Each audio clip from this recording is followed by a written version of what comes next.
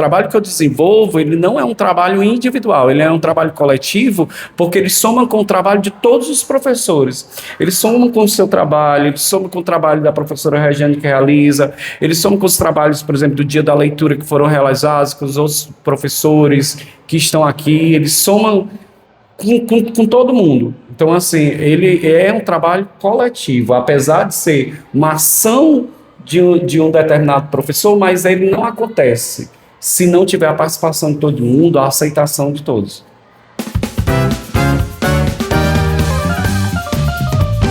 E aí, matraqueiros e matraqueiras, o nosso programa, o MatraCast, está de volta e a gente vai continuar com a nossa série de entrevistas para captar dos professores, funcionários e visitantes aqui da Escola de Tempo Integral Joaquim Francisco atividades e ações de combate ao racismo. Hoje a gente vai iniciar nosso programa de 2026, o primeiro desse ano, recebendo o professor Jorge Ramos. Professor Jorge, ele tem 25 anos dedicado à educação e atividades teatrais, ele é licenciado em Geografia e atualmente está fazendo mestrado em Artes pelo Instituto Federal do Ceará. Professor Jorge, ele está desenvolvendo aqui na Escola de Tempo Integral Joaquim Francisco 2 exposições. A primeira delas, Negras Luzes, um clarão de memória e resistência, onde o foco são mulheres e a ancestralidade negra. E a segunda exposição, um olhar ancestral, dando o protagonismo para comunidades indígenas do Ceará e do Brasil. Então, agora, com a palavra e recebendo aqui no nosso MatraCast, o professor Jorge Ramos. Seja bem-vindo, professor. Obrigado, Adriana. É uma satisfação, né? Principalmente nesse retorno. Estar aí no primeiro episódio de 2026 desse projeto que eu já acompanhava quando eu não estava na escola, mas a gente sabe a importância dessa ferramenta, desse trabalho que o MatraCast realiza e a gente está aqui para dividir, compartilhar das nossas experiências, de fortalecer esses laços que a gente vem desde o início do ano, construindo aqui dentro da nossa escola, principalmente sobre as questões étnico-raciais, e nós estamos aqui para desenvolver esse trabalho da melhor forma possível, principalmente para afirmação e crescimento realmente desses jovens, realmente se reconhecerem étnico-racialmente, abolir de vez, né, dentro desse ambiente escolar, que é um ambiente onde a gente percebe, onde acontece ainda o bullying, ainda acontece ainda de forma muito severa essa questão aí do não reconhecimento ainda racial, né, do que os jovens ainda sofrem ainda com tudo isso dentro ainda do ambiente escolar. Então, é fundamental que essas ações elas possam estar ocorrendo. Jorge, a gente vê, esse é o seu primeiro ano aqui na Escola de Tempo Integral Joaquim Francisco e você já trouxe novidades com essas 2 exposições, Negras Luzes e um olhar ancestral. Como nasceu a ideia dessas exposições? Como é que foi a concepção de todo esse projeto? Pronto, vamos lá. Esse trabalho eu já carrego, eu acredito que o educador, ele precisa se envolver, o próprio Paulo Freire, ele fala, né, sobre isso, sobre essa propriedade que nós, professores, devemos, como educador, realizar dentro das ações da escola de protagonismo com os nossos jovens. E ele parte bem antes, realmente, da vida como educador, dentro de sala de aula, presenciando esses momentos de falta de afirmação, de reconhecimento, de autoestima, principalmente dos nossos meninos pretos, negros, né, das nossas escolas que vivem nessa periferia que a gente chama desse grande quilombo urbano ainda que existe, mas a partir disso, né, de visualizar esses momentos dentro de sala de aula, principalmente que os meninos sofriam e dessa falta de letramento que existe ainda, que eu já vinha desenvolvendo alguns trabalhos em outros ambientes escolares que eu perpassei. E eu encontrei uma porta aberta aqui no Joaquim Francisco, que é uma escola que já participa, já tem aí o selo antirracista. Você, né, e os outros colegas já desenvolviam um trabalho, então eu disse assim, é aqui que eu vou me sentar e armar a minha barraca também, né? Então, assim, eu me senti muito à vontade em estar desenvolvendo isso.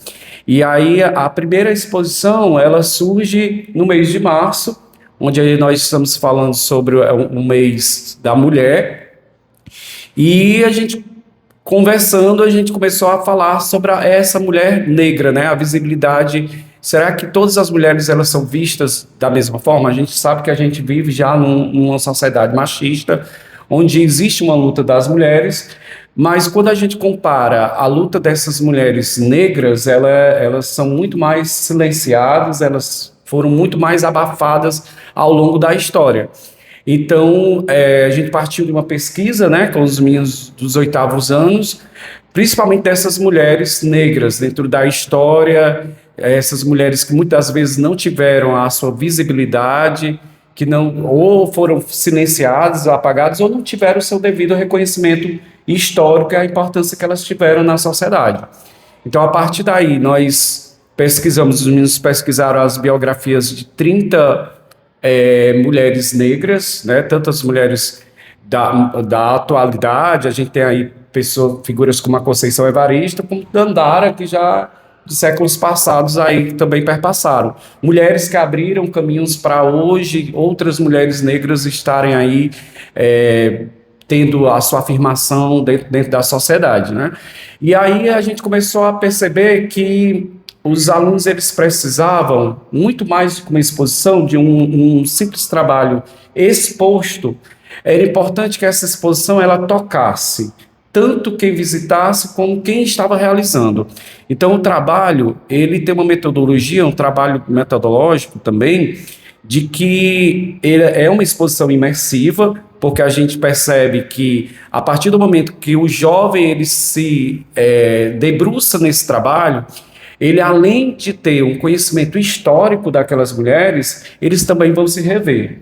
A escola ela precisa ser espelho, ela não pode ser apenas um ambiente de formação conteudista, mas o jovem aluno ele precisava se reconhecer naquilo, né? As meninas e os meninos negros, a partir do momento de ver uma escritora, que vê uma cantora como a Elza Soares, né, as guerreiras que passaram pela nossa história, deles terem esse reconhecimento, porque dentro da nossa sociedade, você sabe, dentro dos livros mesmo didáticos, a gente abre e vê sempre essas figuras como passado, ou como uma pessoa abaixo dessa comunidade branca, né? A nossa sociedade aí, que quis embranquecer a nossa sociedade, ela é contada num viés eurocêntrico mesmo, num viés visto pelo homem branco como sendo superior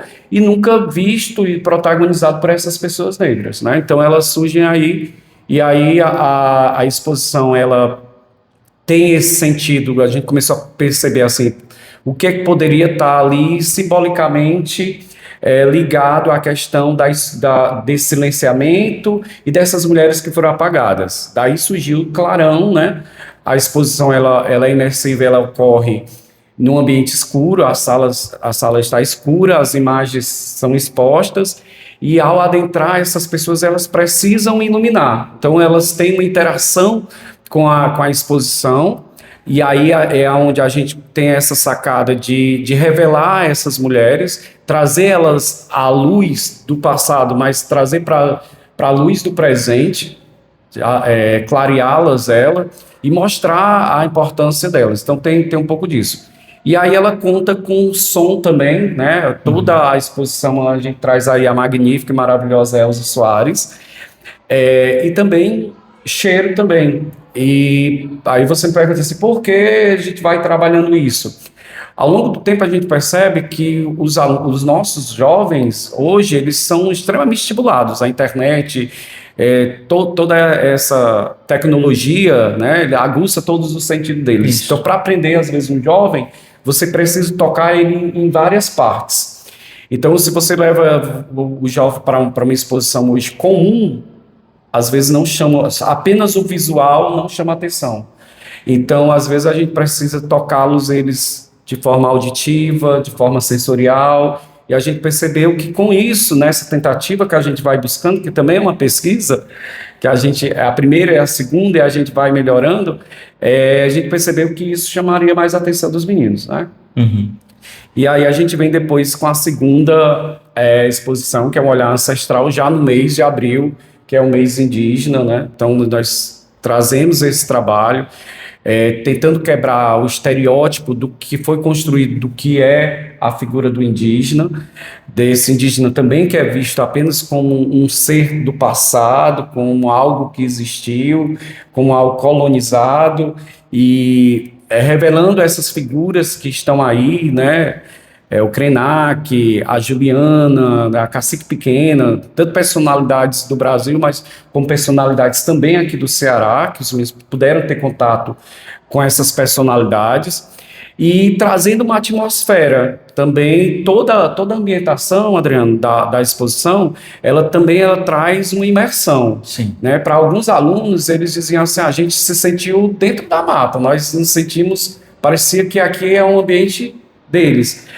Trazendo para o nosso público, né, que vai visitar, que essa comunidade, esse povo, ele existe, ele pulsa. Sim. E a partir do momento que eles visitam a exposição, tem uma coisa que também a Leda fala, uma escritora, que é o corpo arquivo, né? Então, a exposição também tem som, a exposição tem cheiro, a exposição está ligada à questão visual da natureza, das folhas que a gente usa, e aquilo, de alguma forma, às vezes toca você, que é o que a gente chama de corpo arquivo, porque dentro da gente existe uma ancestralidade. Quando o tambor toca, quando a maraca toca, muitas vezes a gente também é tocado, porque dentro da gente existe essa ancestralidade que pulsa e que vem à tona. Então, os meninos tiveram todo o trabalho ele foi realizado com parceria com os meninos, e trabalhando o protagonismo. É a ideia do professor Jorge, a ideia é compartilhada. Todas as exposições, elas culminam com uma roda de conversa. A gente tem aí a filosofia dos povos ancestrais mesmo, dessa circularidade, né? Os indígenas, eles aprendem todos juntos. A dança é em comunhão, é em círculo. A comunidade também negra, nos quilombos, eles também têm essa visão de aprender no coletivo, nas contações de história que eles fazem, né? Os crioulos, os mais sábios, estão ali sempre em roda de conversa.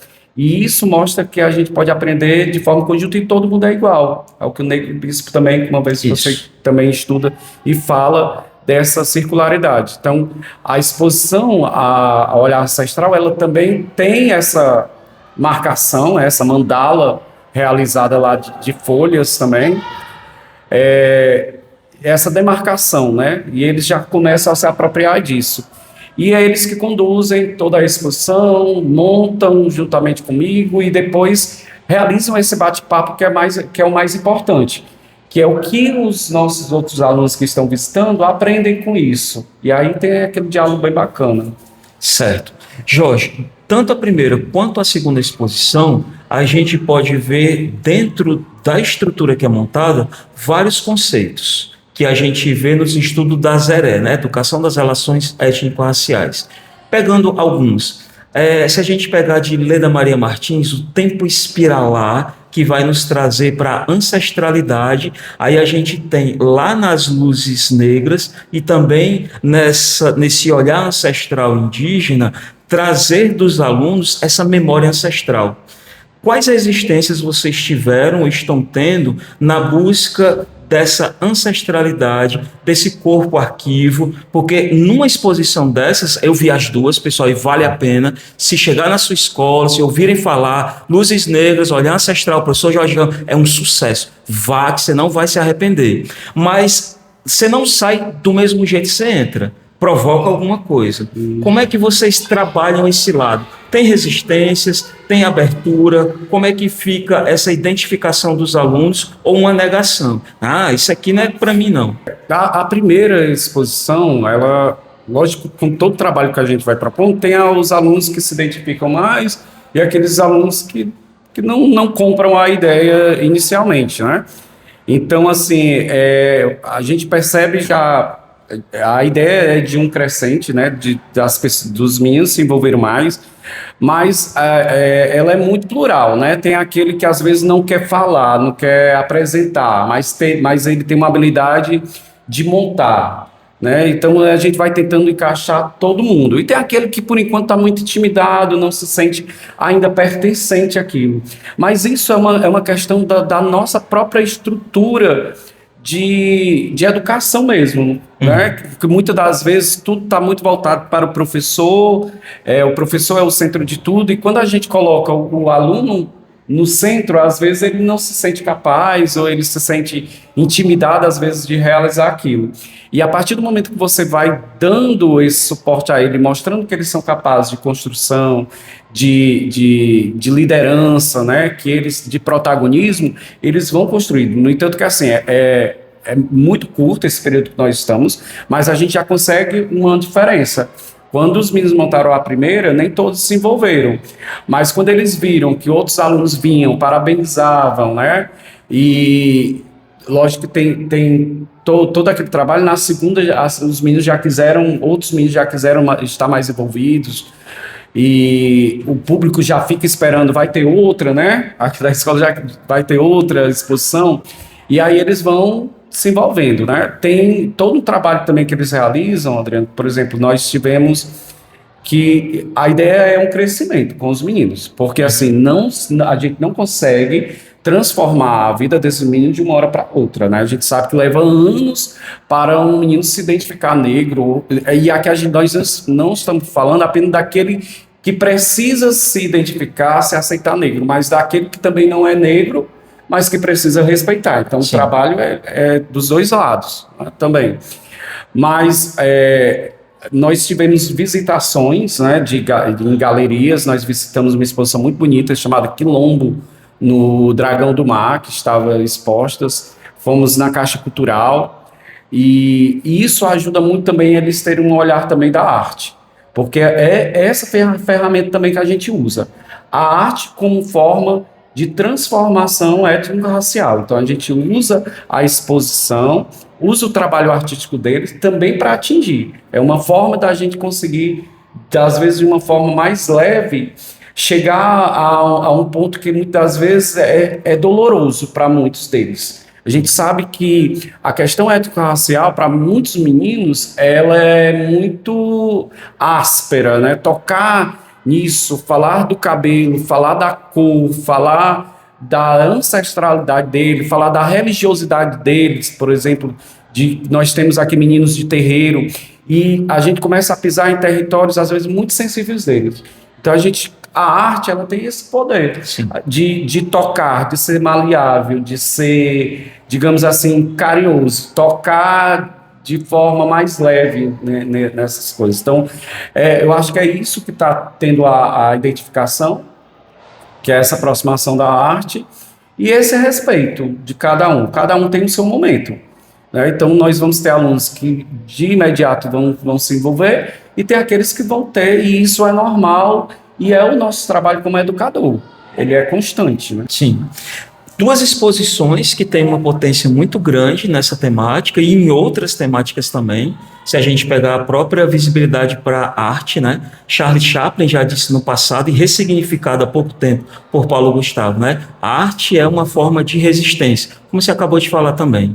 Se a gente mudar nosso foco de análise dessas exposições, não só para alunos, mas para professores e para funcionários da escola, que impacto você acha que essas exposições, o mergulho de identificações, de conceitos, de aprendizado que podem ter nessas exposições, podem agregar para professores e funcionários na comunidade escolar? O foco mais neles e não agora nos alunos. Sim.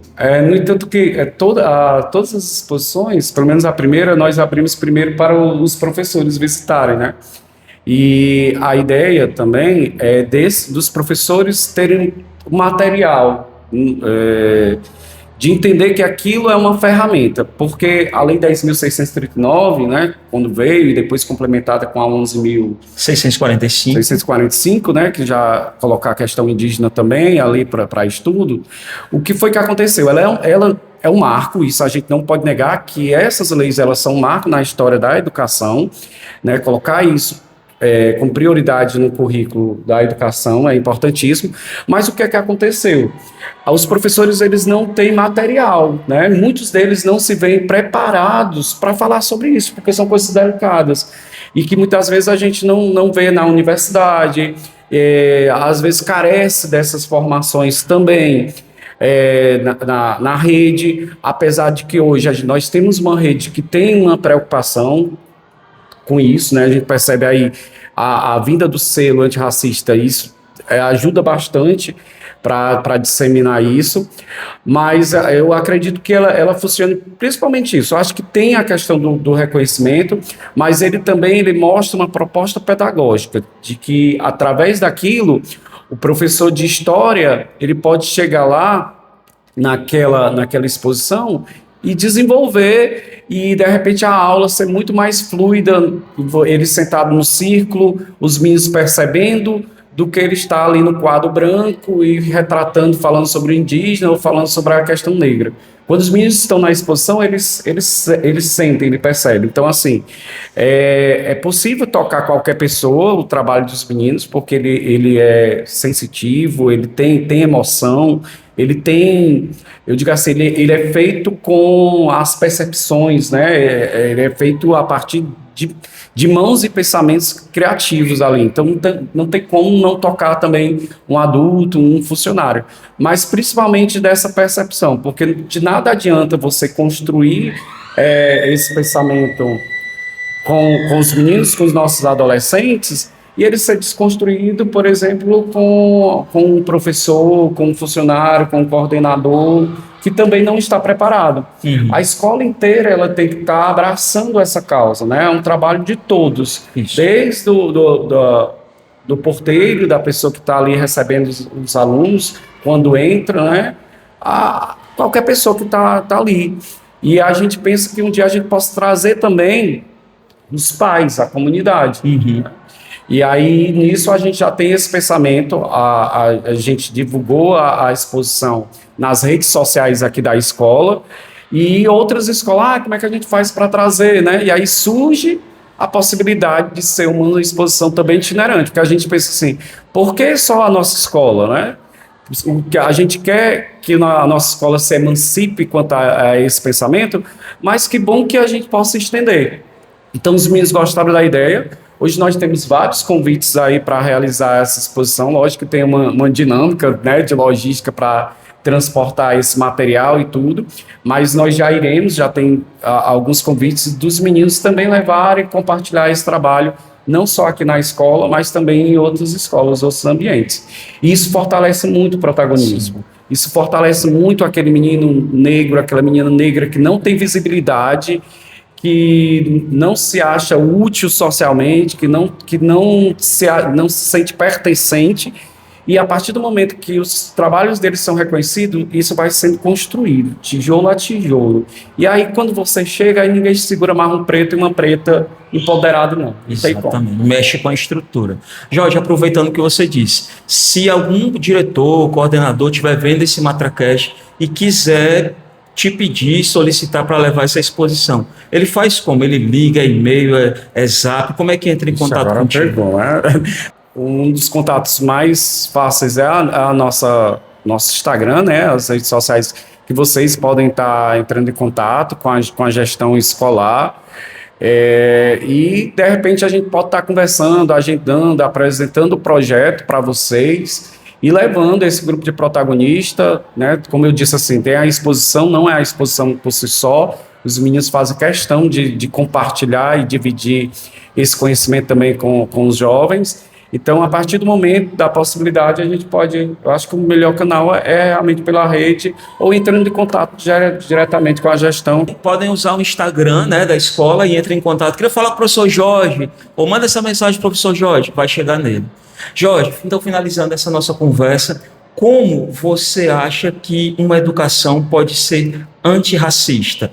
As exposições que você faz, elas contribuem muito, mas a gente olhando de um espectro amplo, panorâmico, como ser uma educação antirracista, vamos falar para Fortaleza, para outras cidades, para o Brasil inteiro. Como a educação pode ser antirracista a partir do que você conhece, dos seus estudos, do seu olhar?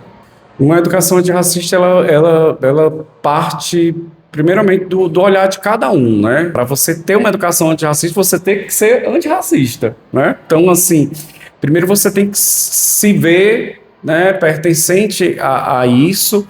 Mesmo como vocês estão vendo aqui, vocês estão vendo um homem preto, mas vocês estão vendo um homem branco. Então, os meus privilégios socialmente foram muito maiores do que o seu, e nós brancos, nós precisamos ter esse reconhecimento, né, que nós brancos tivemos fizemos uma descontribuição enorme à sociedade, e é uma forma da gente reparar e também da gente dar as mãos. Então é uma luta coletiva, é uma vivência, uma sociedade, ela só vai crescer, né, a partir não só não adianta só as pessoas negras estarem juntas, não. É uma luta ali coletiva e que é árdua, porque a gente sabe que isso está muito empregado dentro da nossa sociedade, é algo ali que ficou carimbado, para não dizer ferrado mesmo, né? Que era como era realizado mesmo. Então, é muito árduo, mas ela deve agir de todas os... Eu digo assim, tem que ter setas por todos os lados, né?